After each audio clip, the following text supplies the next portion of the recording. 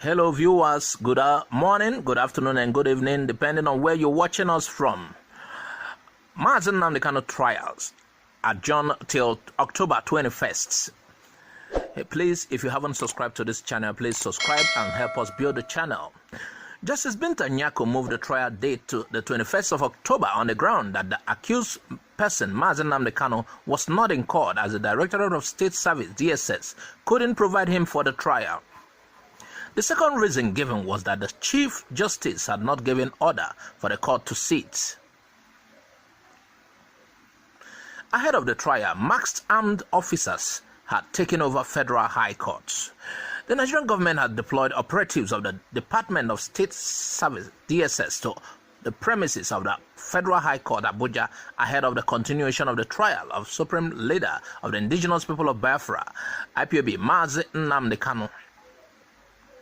Armed security forces were seen stationed at the entrance of the Federal High Court with motorbikes and vehicles, preventing human and vehicular movement into the area. People in various hotels in the area were also prevented from moving in and out as the officers insisted that they were on a special operation in the area and appealed to them for understanding.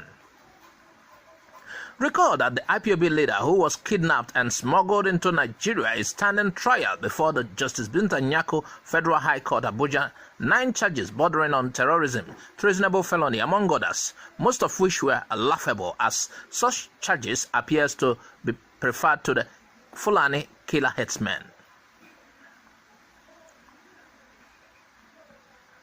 IPOB has earlier ordered its members to mobilize and storm the court for the trial of its leader. Though the Attorney General of the Federation and Minister of Justice Abubakar Malami had also warned IPOB members not to show up at the court's hearing on Monday. Meanwhile, the police on Monday chased some members of the Indigenous People of Biafra IPOB who stormed the Federal High Court in Abuja for the trial of Nnamdi Kanu, their leader.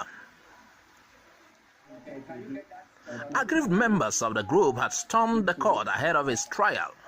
Policemen stormed the place as well prior to his trial and chased them away. The nation's capital, Abuja, there, where security operatives have just arrested some members purportedly to be loyalists or fans of Nnamdi Kanu, who to appear in court today, the embattled IPOB leader.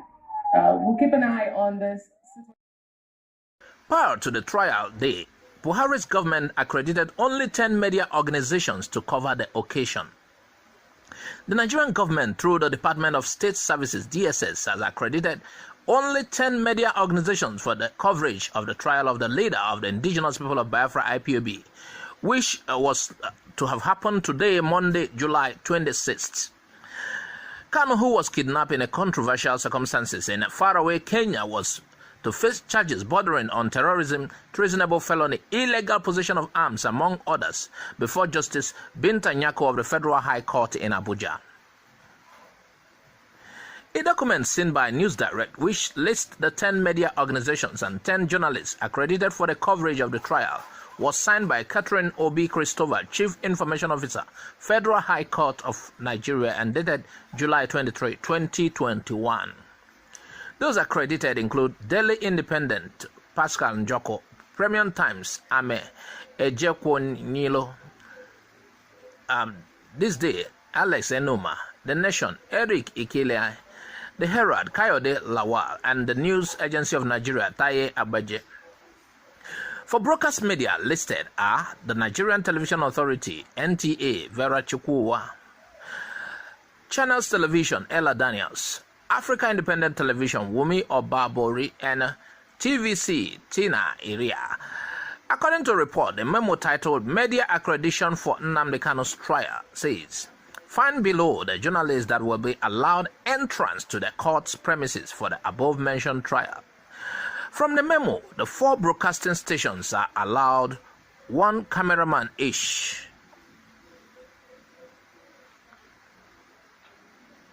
High Court belongs to Nigerians, not DSS. Deji Adeyanju. Popular Nigeria activist Deji Adeyanjo has kicked against the prohibition of public to the trial of Nnamdi Kanu, which happened today. Though was told, leader of the indigenous people of Biafra, IPOB, Nigerian government on Sunday reportedly deployed operatives of the Department of State Services DSS to the premise of the Federal High Court Maitama in Abuja. Adeyanjo, reacting on his Twitter page, said all members of the public should be able to attend the trial because it's not a secret trial, owing to the fact that also that the Federal High Court belongs to the Nigerians, not Malami or DSS. Describing Buhari as a tyrant, Adeyanjo said Nigerians and the media were allowed to attend court proceedings even in the military era. Shame on tyrants, Buhari, he said.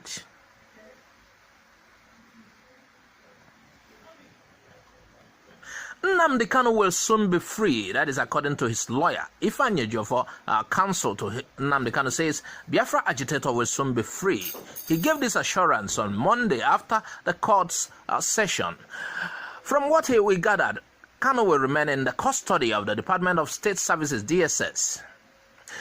In a statement, Ejiofor assured that Kanu will emerge victorious. He also gave an update on new developments. He, however, made it known that Mazen Nnamdi Kanu cannot only be visited by his lawyer, but relatives and friends, provided there are only 2 persons in every such visits. Stressing further, the legal practitioner stated that it is now an order of the court, so anybody within the above classification will be profiled by their head of chambers. He announced the activation of a judicial process to ensure that the court grants a fire to hear the case during the court's annual vacation that commenced today. He then made it known also that their discreet findings confirmed that Nnamdi Kanu was not taken out of Abuja to an unknown destination, urging Kanu's followers to ignore the rumor mongers. We will visit him again within the next 48 hours. Mazen Nnamdi Kanu will regain his freedom sooner than may be expected, Ejiofor added. They have been taken away from here, and we can't confirm his present state of health. So the court has a... IPOB apologizes to Obiano. Recently, the indigenous people of Biafra, IPOB, accused some prominent Southeasterners of complicity in the arrest of its leader, Nnamdi Kanu, by the federal government. The kidnap of his leader. Among those mentioned was the governor of Anambra State, Chief Willie Obiano. Owing to the seriousness of the allegation and its implication, the Anambra State government was compelled to speak out, debunking the allegation and to clear his name from it. Shortly after this, IPOB, through its spokesman, Emma Powerful, came up with an apology days later, saying they had realized that Obiano and some other people they mentioned had no hand in that arrest. He also charged every IPOB member to desist from making any comments or insinuations that would link Governor Obiano to that matter again or be dealt with. This was even as he advised that the voice notes which were made to go viral should be disregarded henceforth, and in fact, it declared them innocent of all charges. IPOB then apologized, saying that they, as a group, they were responsible enough to admit their error and take responsibility for their actions anytime they offended anyone. I believe it most certainly has come as a great relief to the Anambra State government after IPOB admitted its mistake.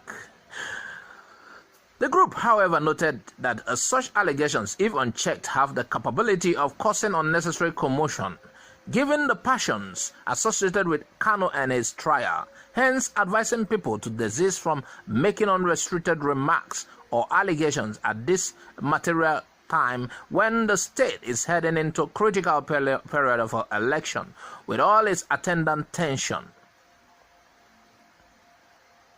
Much as the show of a remorse by the IPOB should be applauded, it is important to learn lessons from this incident.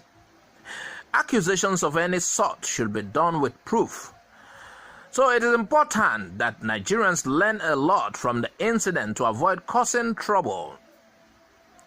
It is a menace in society today, as the cyberspace is now like a dumping ground for unverified information and fallacies.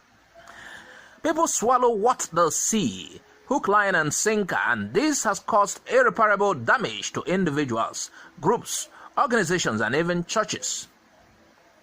People should ensure to read through before pressing their send button. I guess it will reduce to a large extent the insanity caused by social media hypes. Thanks for listening. Please subscribe to our YouTube channel if you haven't. Click on the bell icon to get our updates anytime it drops. Bye for now.